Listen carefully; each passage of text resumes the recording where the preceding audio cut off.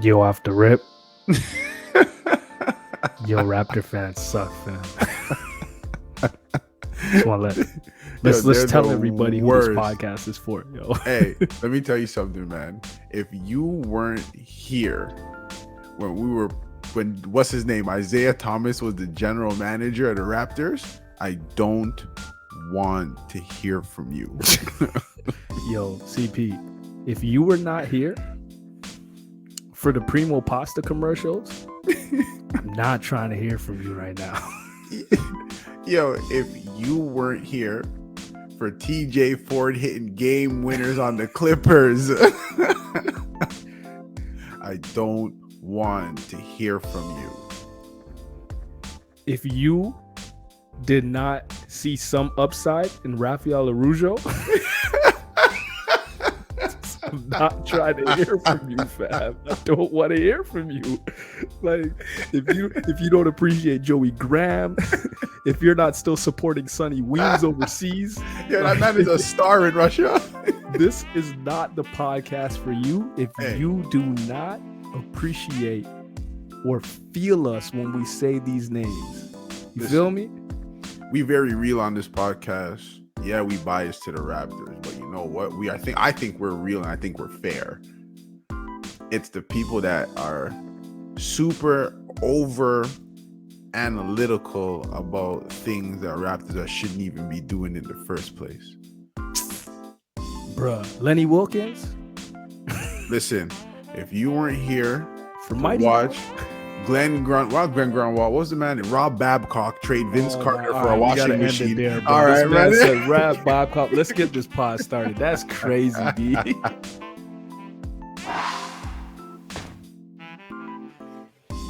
Welcome back to the Hoopers Paradise podcast, where you're gonna get real thoughts and opinions from fans who love the game. Brought to you by your Hoopers' favorite Hoopers. CP, I'm happy you're happy, bro. I'm just happy that you're happy. You know what, Jamar? You gotta see the positives in things. We gotta tell them what we're doing. I'm just all right. So we're gonna do a Raptors reaction, and anybody who's been paying attention to us knows that CP is a huge Raptor fan. Matter of fact, I'm at the point now where I can say he's a bigger Raptor fan than me, and everybody knows I love the Raptors. But I gotta say, this man is a bigger Raptor fan than me myself. Jamar, I'm the biggest Raptor fan. Yeah. I'm trying to get in the arena on Saturday, man. Oh, that's how you're feeling. Yeah, I'm trying to get in the arena, man. Jamar, come true, man. How do you feel right now, brother? Listen, tell me, man. We gotta. Let's start right here. First of all, right? Raptors are undermanned, right? We're down. Gary Trent played 9 minutes. We're down 2 starters and a rotational player. Playing against a team that is more physically dominant than us, as well as keeping in mind that we already entered into this series with a razor thin, if maybe even zero margin for error. And it's like, Raptor fans just gotta chill out. All Philadelphia did was hold home court. There's a lot of positives to take. We could start with the fact that the free throw count, right? Raptors shot a total of 12 free throws to Philadelphia's 30. Now let's break, right? That's shocking. So you're telling me Raptors, who are attacking the paint so much, we shot a total of 89 shots. 32 of those were threes. So 50 something, I'm not good at math. So 50 something of those are in the paint attacking, some pull-ups, but mostly attacking in the paint. And we get to the line 12 times. There's no way. So it's just like, if you look at the game from these standpoints, Raptors are what, we lost the rebound battle 35-41. That's not a big difference, because look, we killed points in the paint, we killed them by 10. Second chance points, we beat them by 3. I mean, it's just the foul count, 24-18. It's crazy. To be honest, CP, you hit it right on the head. Like, that's a great analysis and breakdown of the game. And to add to the fact that we're down 2 starters, I always hear you talk about the expectations of the Raptors season this year and what people were expecting. And this is where we become kind of like that spoiled fan base. A lot of expectations where weren't going to make the playoffs, rebuilding year. We go on a late season run. We have an all-star this year. I believe Pascal should be on the All-NBA third team, but I don't know if he'll make it. So we go on that run, and all of a sudden we add some expectations, especially when we take care of Philly in the regular season the way we did. Coming into the playoffs now, though, to be down 2 starters for a team that had 0 expectation and nobody sees any chance of them winning an NBA Finals against a team that it's NBA Finals or bust.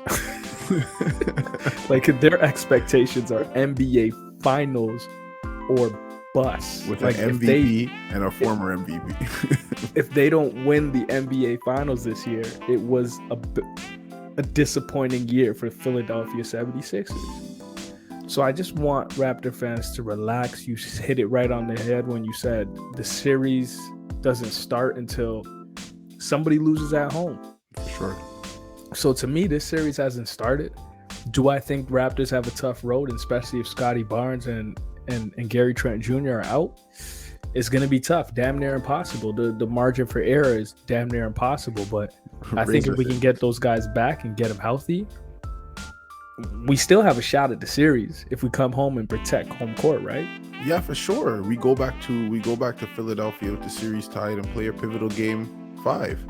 I think what the casual fans are dealing with is the fact that they don't understand that there's a difference between playoff basketball and season basketball. So when you look at the numbers in the seasons, the Raptors beat up on Philadelphia through the season 3-1. The numbers all favor to our side. So to a casual fan, it's like, why is this translating over to the playoffs? Well, the physicality is different. The whistle is different. The rotation is different. The pressure is different. So it's all an adjustment period. It's now a race for the first team to 16 wins. We got to address this Pascal thing. Listen, that guy's a top 20 NBA player. Maybe even top 15. Hey, you had me at maybe 20. I was gonna say 25.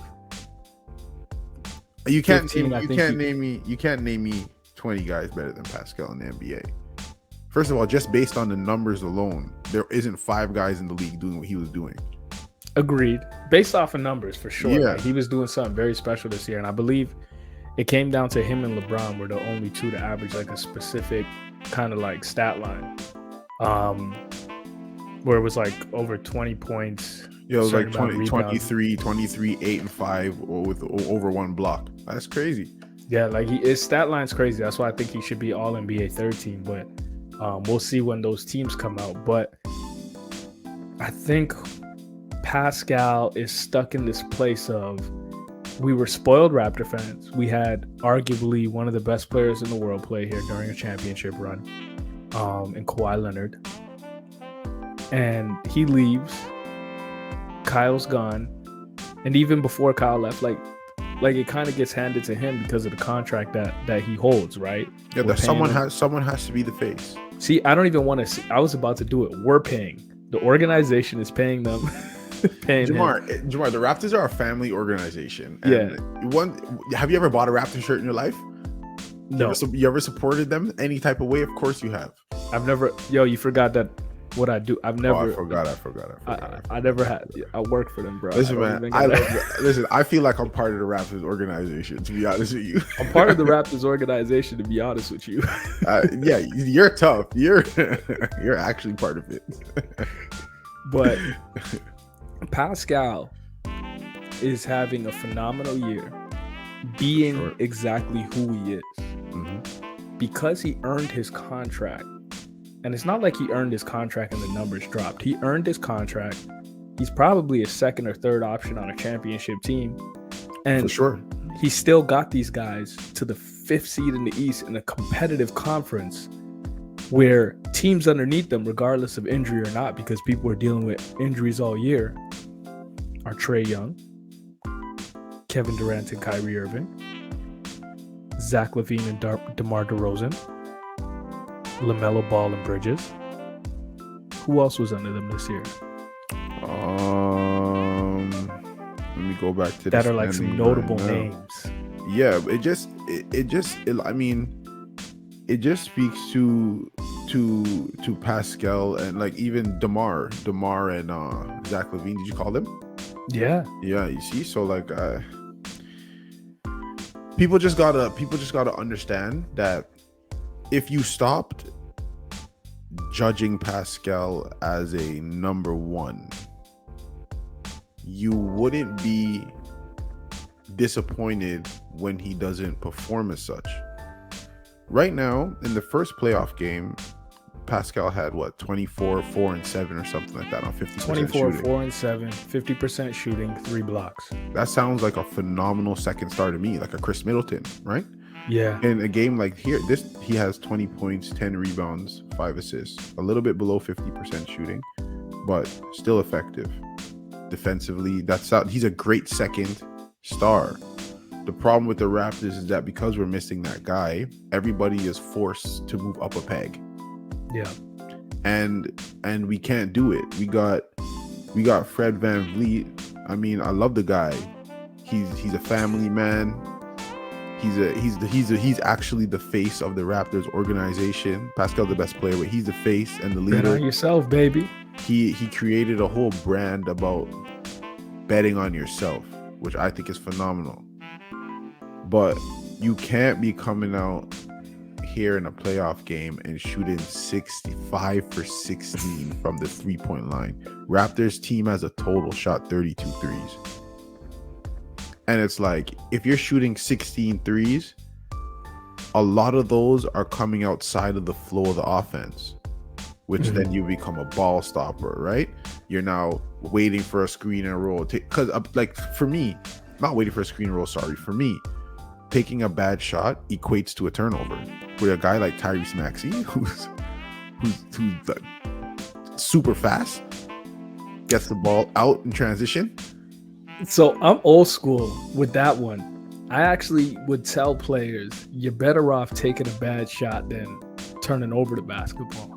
Yeah, but what about putting somebody else in an isolation position? Because Fred VanVleet dribbles the ball a lot. So when you're seeing the shot clock get down to 8, 7, you could bring Pascal, OG, someone who's strong enough but has size to be able to at least get to a spot to be able to get a good shot off with a chance of going in.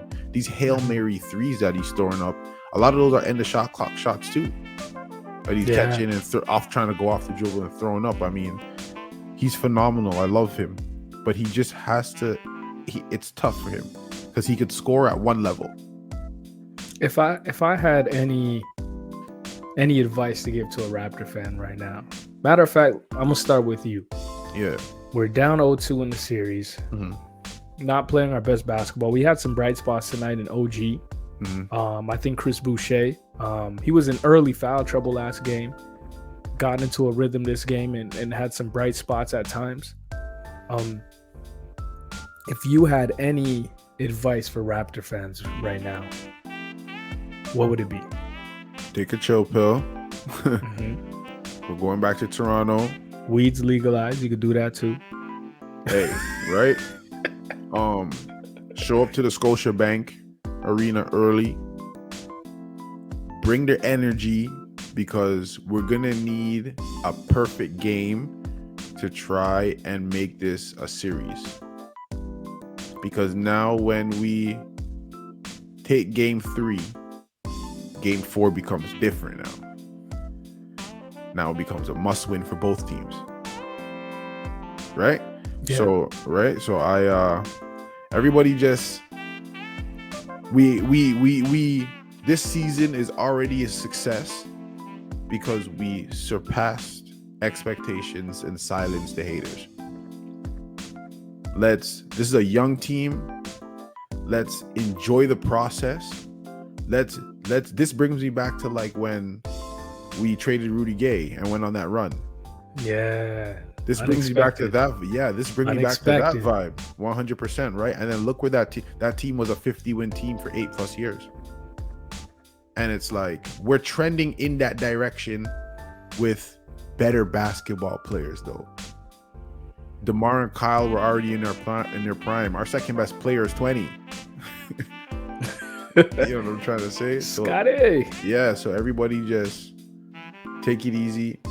This is not a loss. Every game that we play in a playoff is a win because our young bucks are getting experience and they're learning on the job. So there's a lot we can take away from this game. I'm gonna choose to take away the positives, man, and let's just. I hope they're staying together in the locker room because the series is not over, not even close. There's a lot of basketball left.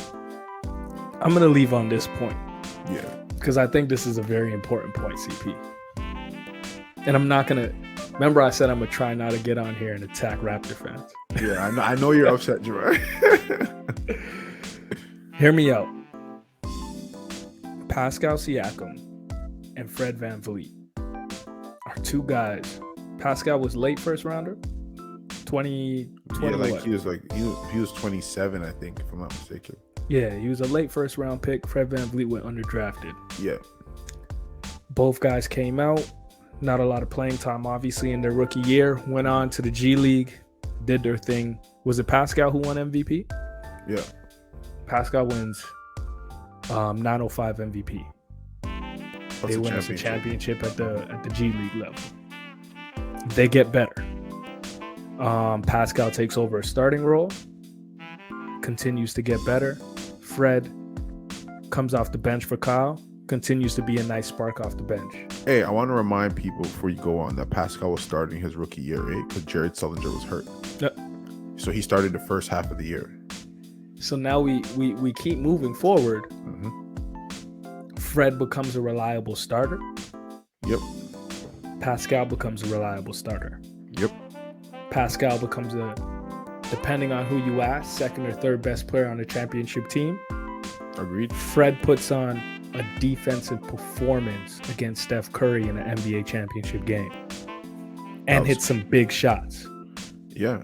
Real. So we're talking about a guy who bet on himself and a guy from Cameroon who came to America, worked on his game, started basketball late, and has gotten better every single year. As a fan, we need to relax, shut up, and realize this doesn't happen at a lot of NBA programs. Hey. Where guys get better every single year. There's one thing you don't have to worry about with Fred and Pascal, and that's putting in the work and getting better. And that's the thing. That's the beauty behind it. But the problem is the fans want to see see it translate to the court right away. But that's not how it works, man. That takes time and years. When you enter into a new job, and that's how you got to look at it. Like, this is really the first year of Pascal being the man. Yeah. His usage rate has never been as high. So it's like, you don't think he learning every time he go down the court, it's different coverages. So, and I mean, Philadelphia, they have good wing defenders. And he's still performing. 20, 10, and 5 is not nothing to sneeze at. We're just going at him like he's and then I'm going to leave on this point too, because I said it earlier, actually, in our chat. There's a difference between a number one option and a superstar. 100%. There is a difference between a number one option and a superstar. Man. I don't know if people understand that concept, but here's a good way to kind of break it down. Devin Booker, early in his career, that man was a number one option. You can give him the ball, and he can go get you a bucket, and he's consistently going to give you 20-something a game. Correct? Correct. That man wasn't a superstar yet. No. He had to grow to that, and I think he's continuing to grow, and I think this was the year that he took that big leap where I can call Devin Booker a superstar, in my opinion. Hey, if they go to the finals and win, he's going to be finals MVP. Yeah. So there's so many like different examples that we can give in terms of what a superstar is and a number one option. Mm-hmm. And I think the problem is that people are equating Pascal being a superstar number one option. No, he's the number one option for the Raptors. There's not a lot of guys who score 24 points a game in the league. For sure. Like, there's just not a lot of guys who score 24 points in the game in the league, no matter how you get it. And this is something I tell young hoopers all the time. When you score, if you go home or if you go tell your homies or somebody, hey, I scored 25 points today. Do they go, how? No. They go, oh, you dropped 25. That's tough. If he gets 25 layups, fast break layups, then he got 25 fast break layups. Or he scored 25 off of fast break layups. Like, it's still 25 points. We're getting caught up in how he gets his buckets and how he affects the game. Oh, God bless you said that. Jesus Christ. And not actually looking. We're looking for the prettiness in it. The savvy, the skill, where it's like, that's I just want to make sure he gets you 25. That's it. This is where like people want to say do the comparison things, like, and you're looking at guys like, for example, the comparison that was going around was Jason Tatum and Pascal, right? I argue, does Jason Tatum have the same impact Pascal does defensively? Like, what's your description of a superstar? Someone that can score? It just, like, you know, I don't know what the goalpost is for these people, but Pascal is a damn good basketball player.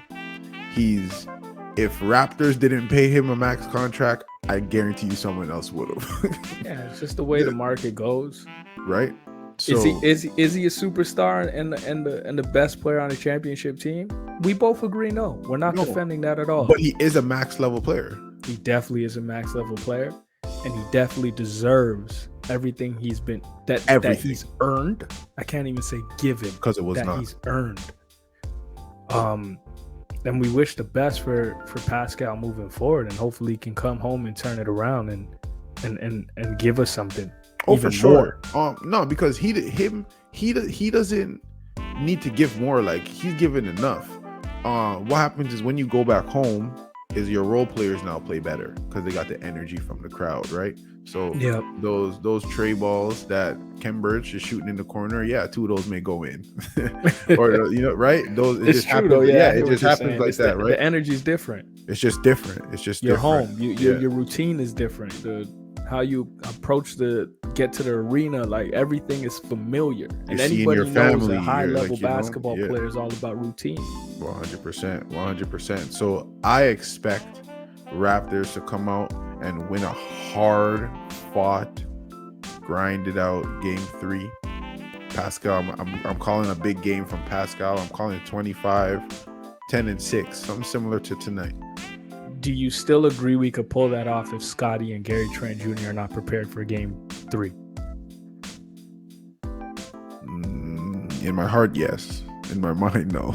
Okay, all right. In my mind, no. In my mind, I'm gonna say the same thing. I'm gonna speak with my heart, and I'm gonna say in my heart, Raptors are winning game 3 no matter what.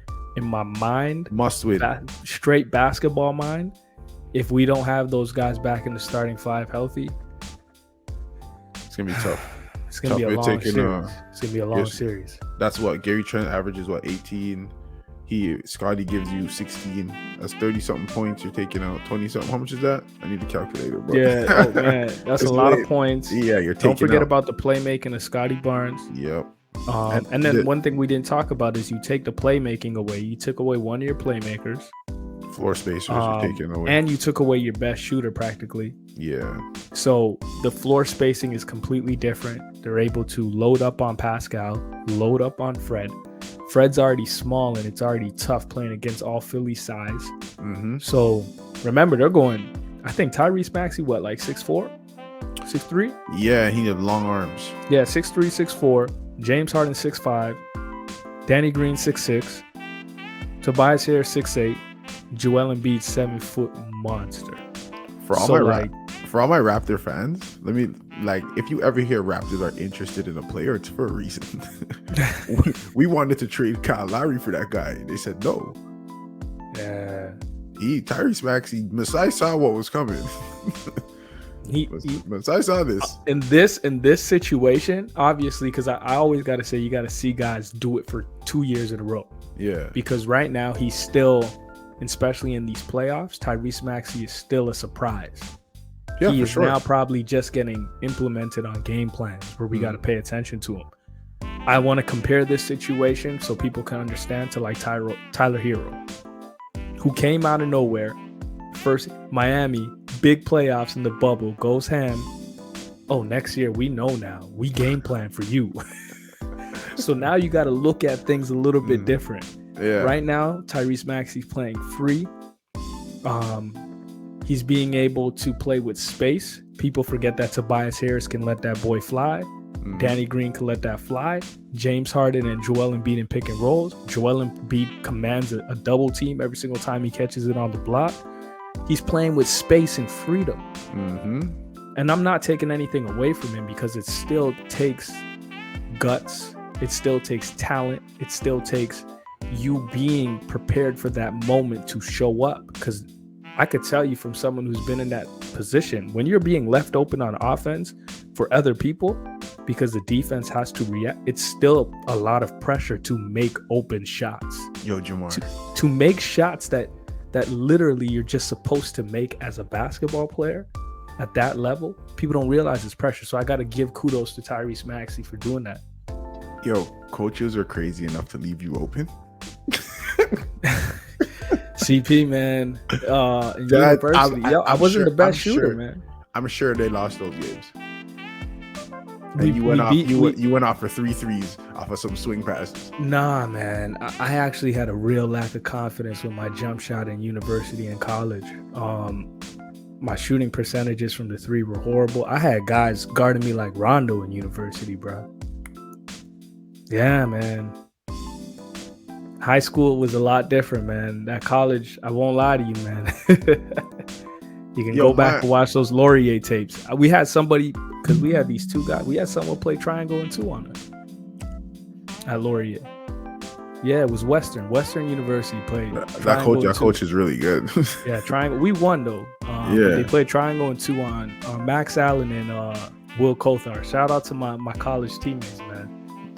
My shooters right there. Crazy. They let that boy fly. Both of those guys ended up playing pro though, man. Those guys are very talented. You played with pros, huh? Yeah, I played with a couple pros. I played with 2 pros at Sheridan, 3 pros at Laurier. Play some high-level basketball, Jamar. Damn. Yeah, shout out to all my pros, yo. Jelani Matthews, pro. Khalid, pro. Will, pro. And Max, pro. Shout out to all my college teammates that became pros. And Garrison's was a pro too for a little bit.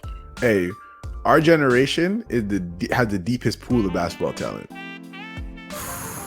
Yo, we got to get a young boy on that to argue this. Let's get a young boy out here, man. Let's close this bad boy out, man. Because, hey, we said it was going to be 10 minutes, but when we talk about these guys, we get carried away. We get very passionate. People know we love these Raptors, man. It's tough. You know what? I have to feel like we have to make sure and point out the positives so that our casual fans can keep their head on their shoulders and stay even keel. Yes, sir. Yes, sir. CP, tell them what to do like you do at the end of every episode, brother. Twitter, IG. Yes, sir. Spotify. Yes, sir. Apple. Yo, we should make a track. Apple. IG. Make sure YouTube. Make sure you're following, you're liking, you're commenting. That's important, man. Make sure the interaction is what we're looking for. Soon we're going to be going live, so it'll be a little bit easier for that. But please, again, subscribe, like, DM, holler, whatever you guys trying to do, we here for it. Yeah, man, we appreciate it. We need the feedback too. We appreciate all the people hitting us up with feedback, telling us what they like, what they don't like. We appreciate all of it. If you don't like it, tell us. If you like it, tell us. Any feedback is great feedback. I'm gonna keep shouting this out because that Immunity Hooper's Paradise collab is about to be crazy. I'm just letting y'all know, man. Look out for it, man. Look out for the collab. Are outside. Yes, sir. All right, man. Peace and love. All right, we out.